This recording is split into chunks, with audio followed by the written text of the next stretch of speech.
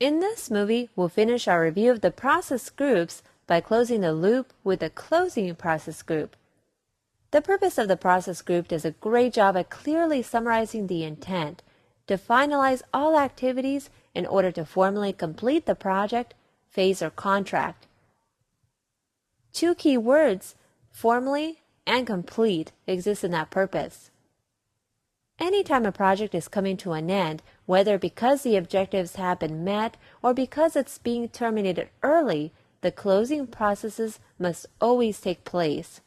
There are just two processes: close projects or phase, and close procurements. Let's quickly go through them. The name of these two processes is very telling of the purpose. For instance, close project or phase literally wraps up the project or the phase, depending on how it's being used. This process finalizes all the project activities in order to formally close out the project or the project phase. The result is the transition of the product or service to the customer. And the close procurements process is also as telling.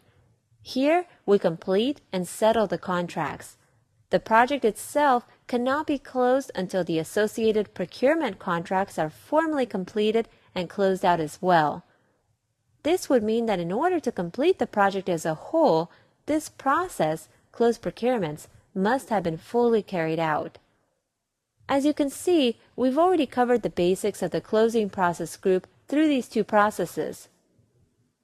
But another thing to keep in mind, which is covered in more detail within these processes, is that part of concluding a project is releasing the project resources, archiving project information, and measuring customer satisfaction.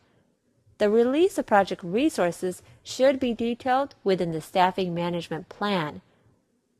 Remember that we created this plan within the human resource-related process that fell in the planning process group. The staffing management plan is actually part of the human resource plan. And a final note on archiving project information, this should also include documenting lessons learned and archiving these lessons learned within the organizational process assets. This information will be extremely valuable to future projects and to understanding what went well and what didn't within this project. A large focus of the PMBOK guide is on efficiency. Don't reinvent the wheel. Learn from the experience and make it better. Continue to build on what you already have. Keep this in the back of your mind as we go through any PMI-related course, because this plays an ongoing role within the project management processes.